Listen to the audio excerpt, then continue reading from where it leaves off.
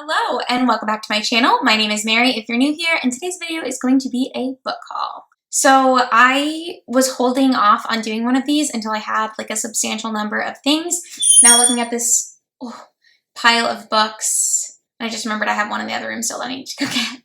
This pile of books is a little out of hand. I have over 20 books. I probably could have done this at around 10. But here we are. If you want to hear about all the books that I've bought recently, some of these I've already read, others of these I haven't yet. I do try to keep on top of my physical TBR as much as possible and read those first before other books. But yeah, these are all the books that I have purchased or received in 2020. Without further blabbering, let's get into this book haul. And I'm going to go grab that other book real quick. Okay, so the first book I'm going to talk about is The Book of Lost Friends by Lisa Wingate. This was very kindly gifted to me by my boyfriend's mom. She is a librarian, so she's always reading, and she sent this to us. Matt is reading it right now, and then I'll start reading it at some point. But this, basically what this is about, from what I understand, is it follows two timelines. One is just after the Civil War in the United States, when the slaves are freed, and it follows a journey of, I believe, two former slaves migrating west, perhaps. I think they come from Mississippi and go to Texas. And then the second timeline is in the 1980s, and it's following, I believe, the descendants of these slaves, and they're looking for their lost relatives.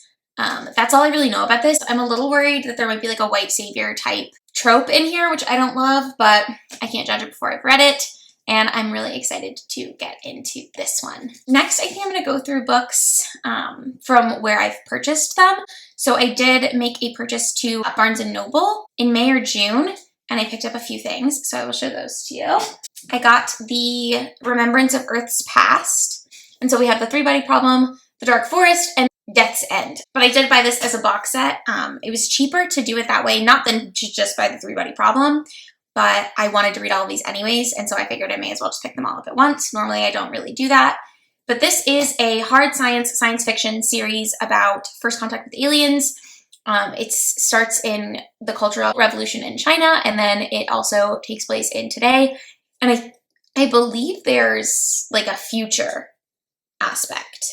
I've only read the first book of these so far, but it's about basically this organization of scientists contacting these aliens on another planet. They're called the Trisolarans, and they're working with the Trisolarans to help them commandeer a new planet. So this is that. Again, I've only read the Three-Body Problem so far, but I am looking forward to reading the other ones, hopefully very soon. It's a lot. It's hard science, and you have to really be able to focus on the story, I found. And I don't have a very strong science background at all. So anyways, the other book that I picked up from Barnes & Noble is House of Earth and Blood by Sarah J. Maas. And I already read this as well. This is a high fantasy / urban fantasy romance. It's Sarah J. Maas's first adult fantasy book. And it's one of the few adult fantasy books that I've actually ever read. So I really, really liked this. I believe I gave it almost 5 stars. It was so, so good. And it follows our character, Bryce, who's our protagonist, and this fallen angel, Hunt. Bryce is half human, half fae. Hunt is a fallen angel, and they have to work together to solve a series of crimes in Crescent City. And I don't know, it was really, really good. Their romance is really nice, too, if you're into that. So, okay.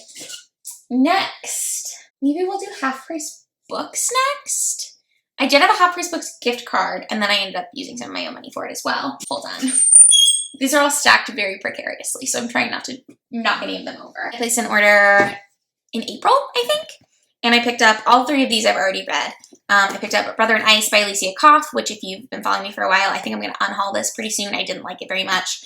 It was like a literary fiction contemporary, but it mixes with research notes and travelogues of polar exploration, and it's supposed to be, let's see, what they like advertise it as. So she's using the stories of polar exploration to make sense of the protagonist's own concerns as she comes of age as an artist, a daughter, and a sister to an autistic brother. So it sounds like she's gonna be a teenager. She's like 30-something. I didn't understand how this translated into this at all, and I felt like the polar exploration notes didn't really make sense either. I didn't like this. I don't really want to rant and review about it or talk about it anymore. I'm just going to get rid of it. Then I picked up The Job of the Wasp by Colin Winnett. This is like a young adult horror type book. It sounded a little bit like Lord of the Flies, not just in the like Job of the Wasp, Lord of the Flies type of thing, but it's about a boy who gets sent to a school for orphan boys. I think they're like 13 to 15 or something like that. They're like teenage boys, and they live in this school, and all this weird stuff is happening. And so it's like a little bit of like a ghost story type thing. I think I enjoyed reading it. I couldn't put it down, but I was disappointed in the ending of this. But that's kind of how I am with like horror movies. Like I like watching them, but it's hard for me to enjoy the ending of a horror film. That being said, if you're into that kind of like creepy ghost story, like unreliable narrator type thing, I think you'll really like this. Because the whole time, the biggest like creepy part of it is you don't know if the narrator is telling you the whole truth, which I was not very good at articulating in my wrap up when I talked about this. But anyways, I read that. And then I read All Your Twisted Secrets by Diane Arbin. This was a new release this year, I believe. And this book is a young adult thriller. It's about, I think it's like thriller horror, but I would say more thriller. But it's sorry, I'll hold it up. I'm the worst booktuber in the world. It's about a group of high schoolers who aren't really friends, but they all have connections in some ways, and they all get invited to a scholarship party, like a dinner party to receive a scholarship. Then you find out that they were lured there under false pretenses, and there's no scholarships actually at all, and they have to kill a member of their party or a bomb will blow them all up. They're given a note that says that. And so it's told in that time span of them trying to figure out maybe who would have done this and who they should kill, or rather how they should get out of having to kill someone. And it flashes back following our main character, whose name is Amber Prescott. It follows Amber Prescott, I think, for the preceding 2 years and how like her high school experience has changed and how she has interacted with all of the characters, which was very interesting. And it's a little bit of a like, can you trust the narrator thing again, which I am growing to really like in horror. I used to hate that because I wanted to know what was going on, but I understand why you can't for thrillers, if that makes sense. Or at least I thought I hated that. But the more I read of thrillers, the more I'm like, oh, that's actually something that I enjoy. Okay, next I have a book outlet order. So these are from separate orders. I ordered them at different times. So I ordered Vacation by Deb Allen Unferth the month before I read it. And this is a mystery about a man who, the blurb is why I read it. I thought it was so fascinating. I'm going to see if I can look it up. It says, a man follows his wife. The wife follows a stranger. The stranger leaves town and the man goes after him, determined to settle the score. But the man is not the only one looking for the stranger, and the stranger has troubles of his own. And then it goes on, like, amid all this, the earth quakes, a boy leaps out of a window, and a dolphin swims free, etc., etc. This, I said it in my wrap-up for the month that I read this, which I can't remember, but I'll have it linked. This would make such a good Wes Anderson movie. Wes Anderson, if you're watching this video, please make this into a movie. It would be so good. I would love it. As a book, I gave it 3 stars. I thought it was very, like, okay. It's very literary fiction-y-esque. Is it even? Yeah, it's literary fiction. Why did I read this for a mystery?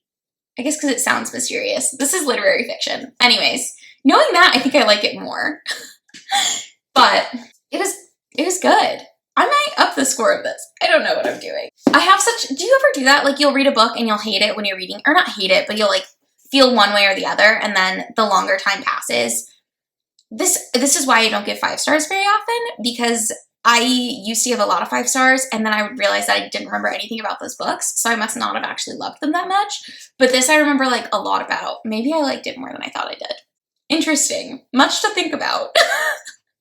Did I like this more than I thought I did? I might have to revisit the Caw Pile reading for this one. I'll keep you posted. Next, I picked up Anything Could Happen by Will Walton. I read this in June. This is a queer coming-of-age story, basically, where a boy... I think I read this under male romance because it was, like, queer. And it was put in romance for some reason. It's not. It's just a young adult queer coming-of-age story about a boy who is, like, 15, I think. I think he's a freshman in high school. I can never remember how old he's supposed to be, but his name's Tretch. He has a big crush on his friend Matt. Matt's straight. Matt has 2 dads, and they live in a small town, and then everyone gives Matt a bunch of shit for having 2 dads, and he realizes that he's feeling for Matt. That's, like, basically the book, and him trying to figure out how he's going to tell people, because obviously that's a big decision. Very cute, very sweet, made me cry. inexplicably. But yeah, I like this. It's obviously busted, but I did order it from Half Price Books. No, I didn't. I ordered it from Book Outlet. What am I saying? I think I was wrong about where I got this. I must have gotten one of these from Half Price Books as well, because this was a new book, so I don't think I got it from Half Price Books. It doesn't matter. I probably ordered this on Amazon. Anyways, 2001: A Space Odyssey. This is a like classic hard science fiction. Very atmospheric if you're into that kind of thing, which I guess I am. It's about a group of astronauts who are going to Saturn because they've discovered like a solar activated panel on the moon, and it like interacted with a bunch of different points, and all the points seem to be pointing towards Saturn. So they believe that there's intelligent extraterrestrial life on Saturn, basically. I haven't seen the movie, but I really would like to. Yeah, this is a whole series, and at this point I'm planning on continuing it, but I've never heard anyone talk about, like, the next one is 2010. I think it's called like 2010 Space Odyssey 2 or something like that. I'm intrigued, to say the least. I loved this. I gave this 5 stars. This is one of my highest rated books of the year. Three Body Problem is the best book I've read so far this year, which leads me to believe that perhaps I am a science fiction person. Who'd have thunk? Next, I have What Should Be Wild by Julia Fine. Finally, something I haven't read yet. This is, let me even look it up, because I knew what this was about, but I'm worried I'll give you a bad synopsis. Oh, I remember why I bought this, because it sounded like Pushing Daisies. So this is about a girl who is cursed and she can't touch people because she will either kill them or resurrect the dead. And that's all I really know about it. That's all I want to know about it. And she's not supposed to go in the woods, but I think she does go in the woods. This is a young adult fantasy. It's adult. It's just like a fantasy, magical realism type deal. And she's being raised by her father. One day her father disappears and she has to go in the woods, even though he always told her not to go there. I want to read this so bad. Maybe I'll read it whether I get fantasy, young adult, whatever I get. I'm going to read this next month, I think. Okay, then I bought Nosferatu. This just came in the mail yesterday. And this is much bigger. For some reason, I didn't realize that it was a chunker. It's only like 600 and something pages. She says only. 683 pages. The words are pretty small though, so we'll see. This is like a fantasy sci-fi horror. I think it's like dystopian future. I'm reading this month, or it's on my sorry TBR for the month. So hopefully I'll get to it. I'm in the middle of The Stand. I'm 92% done with The Stand by Stephen King, which, God help me, that book is so long. And I rented it from the library, which means I have to turn it in today. So please pray. Okay. So I picked this out because I thought it was a Dracula retelling, and I think it, like, I heard it vaguely was, but honestly, it might not be at all. Now that I'm reading about it, it doesn't really sound like anything, but it's supposed to be supernatural suspense, so maybe. And it's about Victoria McQueen, or Vic, is our main character, and she is really good at finding things, and when she's a little girl, she gets picked up by this man, Charles Manx, and he, like, has a way with children and takes them to Christmas Land, is what he calls his, like, playground of amusements, and I assume that's something to do with, like, torturing and killing people. Vic is the only child who's ever been able to get away from him, and this is following Vic as an adult. Vic is an adult, she has a son, Manx has her son, and she has to find her son. That's what that basically says. Wow. It's wild how little I knew about this before buying it. Anyways, cheers. Now we're moving on to purchases from Amazon that I've made.